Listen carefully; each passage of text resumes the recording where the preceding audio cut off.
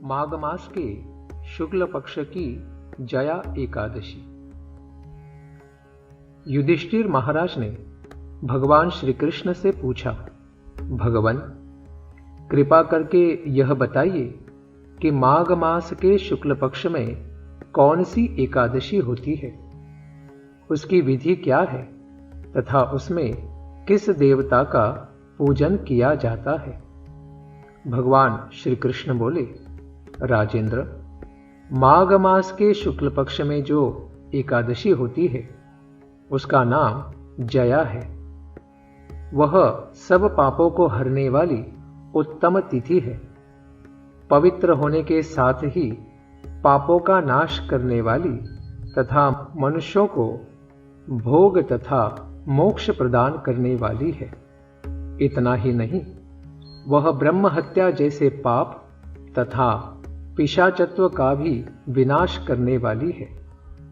इसका व्रत करने पर मनुष्यों को कभी प्रेत योनि में नहीं जाना पड़ता। इसलिए राजन, प्रयत्नपूर्वक जया नाम की इस एकादशी का व्रत करना चाहिए। एक समय की बात है, स्वर्गलोक में देवराज इंद्र राज्य करते थे।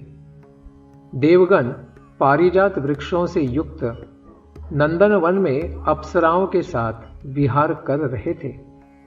50 करोड़ गंधर्वों के नायक देवराज इंद्र ने स्वेच्छानुसार वन में विहार करते हुए बड़े हर्ष के साथ नृत्य का आयोजन किया। गंधर्व उसमें गान कर रहे थे, जिनमें पुष्पदंत, चित्रसेन तथा उसका पुत्र, ये 3 प्रधान थे। चित्रसेन की स्त्री का नाम मालिनी था। मालिनी से एक कन्या उत्पन्न हुई थी जो पुष्पवंती के नाम से विख्यात थी। पुष्पदंत गंधर्व का एक पुत्र था जिसको लोग माल्यवान कहते थे। माल्यवान पुष्पवंती के रूप पर अत्यंत मोहित था। ये दोनों भी इंद्र के संतोषार्थ नृत्य करने के लिए आए थे। इन दोनों का गान हो रहा था। इनके साथ अप्सराएं भी थी। परस्पर अनुराग के कारण ये दोनों मोह के वशीभूत हो गए। चित्त में भ्रांति आ गई, इसलिए वे शुद्ध गान न कर सके। कभी ताल भंग हो जाता था तो कभी गीत बंद हो जाता था। इंद्र ने इस प्रमाद पर विचार किया और इसे अपना अपमान समझकर वे कुपित हो गए। अतः इन दोनों को शाप देते हुए बोले, ओ मूर्खों, तुम दोनों को धिक्कार है। तुम लोग पतित और मेरी आज्ञा भंग करने वाले हो। अतः पति पत्नी के रूप में रहते हुए तुम पिशाच हो जाओ। इंद्र के इस प्रकार शाप देने पर इन दोनों के मन में बड़ा दुख हुआ। वे हिमालय पर्वत पर चले गए और पिशाच योनि को पाकर भयंकर दुख भोगने लगे। शारीरिक पातक से उत्पन्न ताप से पीड़ित होकर दोनों ही पर्वत की कंदराओं में विचरते रहते थे।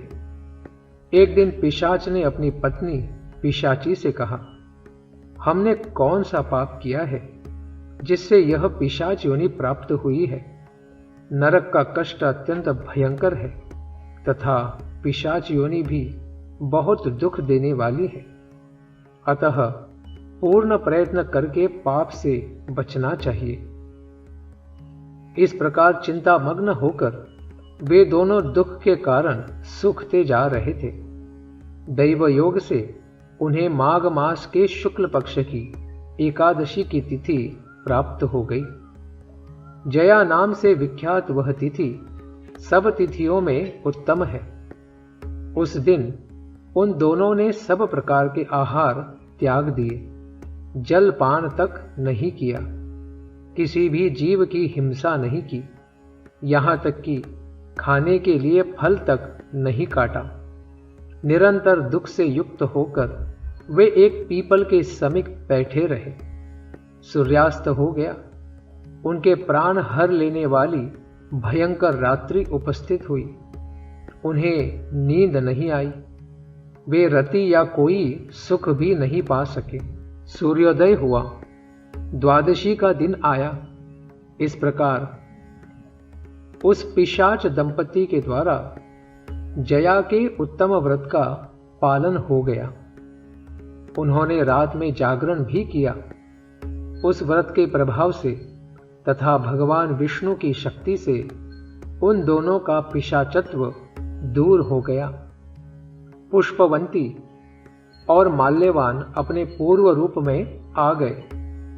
उनके हृदय में वही पुराना स्नेह उमड़ रहा था। उनके शरीर पर पहले जैसे ही अलंकार शोभा पा रहे थे। वे दोनों मनोहर रूप धारण करके विमान पर बैठे और स्वर्गलोक में चले गए। वहां देवराज इंद्र के सामने जाकर दोनों ने बड़ी प्रसन्नता के साथ उन्हें प्रणाम किया। उन्हें इस रूप में उपस्थित देखकर इंद्र को बड़ा विस्मय हुआ। उन्होंने पूछा, बताओ, किस पुण्य के प्रभाव से तुम दोनों का पिशाचत्व दूर हुआ है? तुम मेरे शाप को प्राप्त हो चुके थे, फिर किस देवता ने तुम्हें उससे छुटकारा दिलाया है? माल्यवान ने कहा, स्वामिन, भगवान वासुदेव की कृपा तथा जया नामक एकादशी के व्रत से हमारा पिशाचत्व दूर हुआ है। इंद्र ने कहा, तो अब तुम दोनों मेरे कहने से सुधापान करो।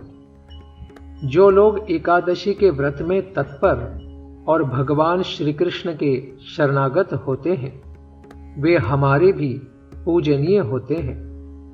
भगवान श्री कृष्ण कहते हैं, राजन, इस कारण एकादशी का व्रत अवश्य करना चाहिए।